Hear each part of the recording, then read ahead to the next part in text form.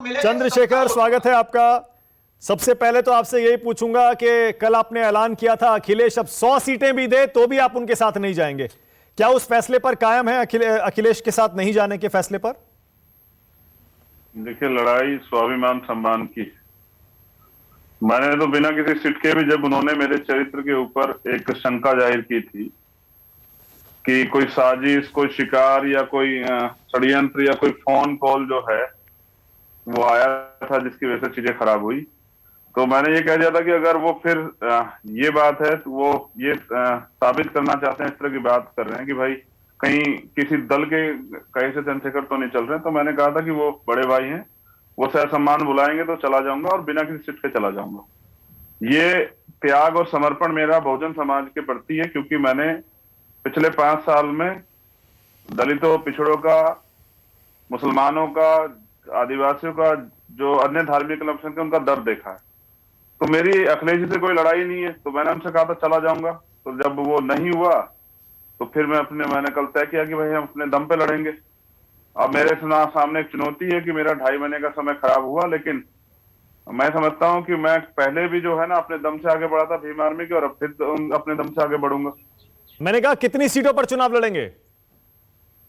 देखिए, हमारा जो कैडर कार्यकर्ता है वो सभी 403 विधानसभाओं पे है।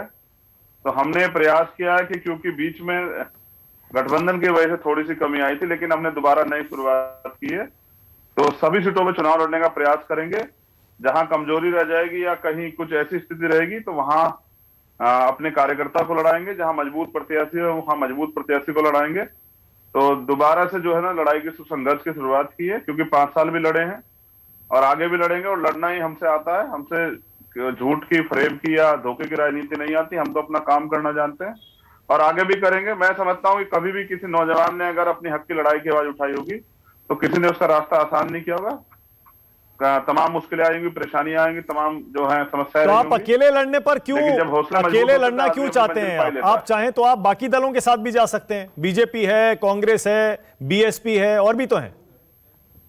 देखिए, बीजेपी से उनसे कभी कोई रिश्ता हो ही नहीं सकता, क्योंकि उन्होंने जो देश को बर्बाद किया, उन्हीं के खिलाफ तो संघर्ष है। वो तो आज भी दलित को अछूत मानते हैं, तभी तो आज भी 21वीं सदी में भी और आजादी के इतने साल बाद भी जब समानता की बात है तो मुख्यमंत्री जी हमारे घर पे खाना खा के बताते हैं कि भाई देखो मैं दलितों का खाना खा रहा हूं। कभी बीजेपी ने, आरएसएस ने समानता की बात की नहीं, वो हमेशा समरसता की बात करते हैं। वो कहते हैं कि वर्ण व्यवस्था तो रहेगी, जाति व्यवस्था तो रहेगी, वैसे भाई भाई हैं। तो उनके साथ तो जाने का मतलब ही नहीं बनता। और बेंजी से मैंने 2 साल से प्रयास किए। मैंने तो बिना शर्त उनको, अगर आपको याद हो तो लोकसभा में भी समर्थन किया था इस गठबंधन को, समाजवादी और बीजेपी बसपा के गठबंधन को, और इसलिए किया था कि बीजेपी सत्ता में ना आए लोकसभा में 19 में। और अब जो है एक और नया जो है अनुभव हुआ, जो स्थापित पार्टियां हैं उनसे अब गठबंधन करने की इच्छा नहीं है। जो हम जैसे नकारे गए लोग हैं, जिनको निराश किया गया है, जिनके साथ छल हुआ, उन लोगों को तैयार करने का काम कर रहे हैं कि एक मजबूत जो है विकल्प बने। और मैं समझता हूं जनता ये भी जानती है कि उनकी लड़ाई में 5 साल उनके बीच में कौन था और आज वोट मांगने उनके बीच में कौन आ रहा है।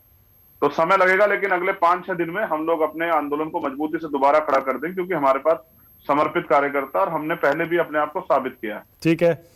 अखिलेश कह रहे हैं 2 सीटें दी थी, क्या आप 2 सीटों पर बिल्कुल राजी नहीं है?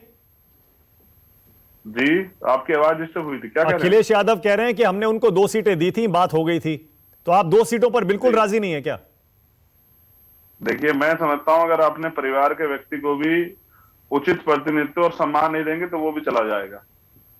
तो मैं भी परिवार का ही हूं। मैं समझता हूं हिस्सेदारी की लड़ाई है। उनके गठबंधन में जो भी साथी है वो सब अपनी हिस्सेदारी के साथ, अगर वो एक की हिस्सेदारी में कमी किए होते तो वो शायद हो सकता है कि वो बीजेपी के साथ भी चले जाते। मतलब अभी भी गुंजाइश है ना? नहीं, आपने पिछली बार भी मैंने कहा था, आपने पिछली बार भी मेरे साथ इस इंटरव्यू में कहा था कि मैं अभी भी अखिलेश के साथ जाने को तैयार हूं अगर वो सम्मान दें, और अगर चुनाव के बाद भी मेरे पास कुछ सीटें हुई और उनको जरूरत पड़ी तो मैं समर्थन दे दूंगा।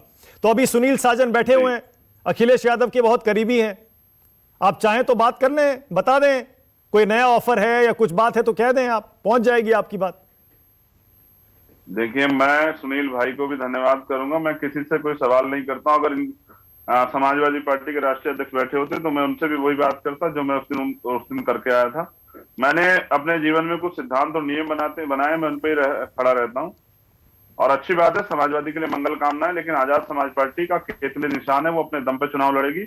और मैं समझता हूं कि अब हमारी लड़ाई जो है ना, वो मजबूती से धरातल पे 2 दिन में तैयार हुई है, और अगले 2-3 दिन में हम और तैयार करेंगे। और विश्वास कीजिए, बहुजन समाज की आबादी इस उत्तर प्रदेश में बहुत बड़े पैमाने पे है, और उन्होंने पहले भी कभी घुटने नहीं टेके, और वो आगे भी घुटने नहीं टेकेंगे। ओके। मैं पिछड़े, दलित, आदिवासी, मुस्लिम, जैन, सिख, बौद्ध, पारसी, सब तमाम लोगों को, ईसाइयों को तैयार करूंगा कि वो नकली नेताओं के भरोसे ना रहें। जो लोग चुनाव में आते हैं वो असली नेताओं के भरोसे रहे, जो बिना विपक्ष की भूमिका 5 साल अदा करते हैं और सड़कों पर रहते हैं, लड़ते हैं। ठीक है, 2 सवाल और मैं समझता हूं, हाँ। अगर पिछले 5 साल में मुझसे ज्यादा कोई लड़ा हो उत्तर प्रदेश में, तो उसका नाम आप बता देंगे तो मैं मान जाऊंगा। आप तो पत्रकार हैं, सबकी न्यूज कवर करते हैं कि पिछले 5 साल में 2.5 साल जिसने जेल में काटे और इस बीजेपी के सामने घुटने टेके, उस शख्स का क्या नाम है आप बेहतर जानते हैं मुझसे ज्यादा। नहीं, बिल्कुल ठीक है। जब 69,000 शिक्षक भर्ती में घोटाला हुआ, पिछड़े वर्ग के बच्चे के हाथ पैर तोड़ दिए गए, बहनें जो है रो रही थी, तब उनकी लड़ाई कौन लड़ रहा था और सरकार को झुकना पड़ा।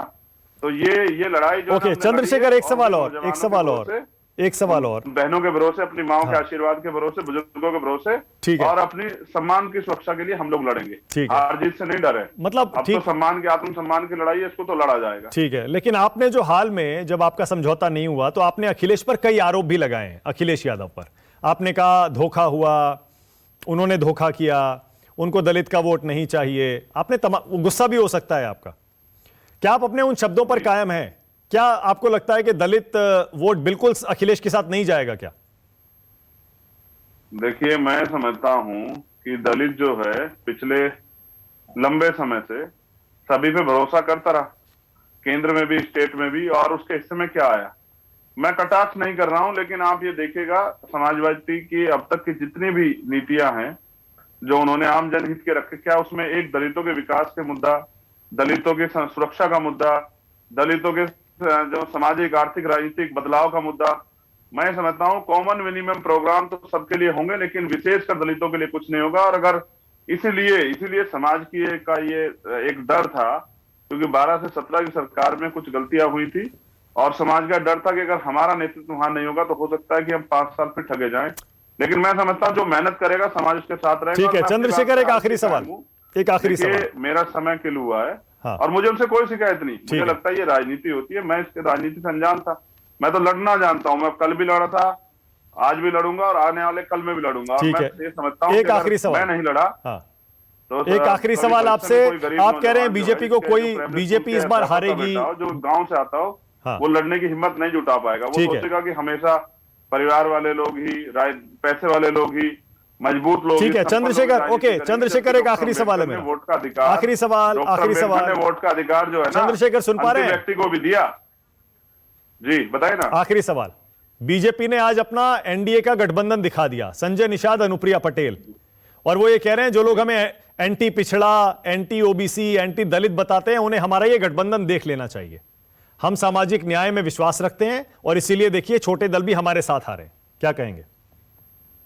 देखिए, मैं समझता हूं बाबा साहब के संविधान की हत्या करने वाले, सामाजिक न्याय की हत्या करने वाले, दलितों को आज भी अछूत समझने वाले, पिछड़े वर्ग से मुख्यमंत्री जब हट जाता है तो उसकी कुर्सी को गंगा जल से धोने वाले, दलितों की बच्चियों को रात को 2:30 बजे जलाने वाले, भारतीय जनता पार्टी के लोग कभी दलित पिछड़ों के नहीं हो सकते हैं। और दलित पिछड़े जितना जल्दी इनसे सचेत हो जाए उतना अच्छा है। और मैं समझता हूं जो लोग बेचारे वहां हैं या कहीं भी हैं, वो अपने हिस्सेदारी के लिए हैं, और सबके लिए मंगल कामना है। लेकिन हमारा प्रयास ये रहेगा कि आजाद समाज पार्टी अपने दम पे खड़े होके और उत्तर प्रदेश में अपनी मेहनत से इसको रिजल्ट लाए। ठीक है, ओके मेरे पास, ओके। नमस्कार, मैं हूं मानक गुप्ता।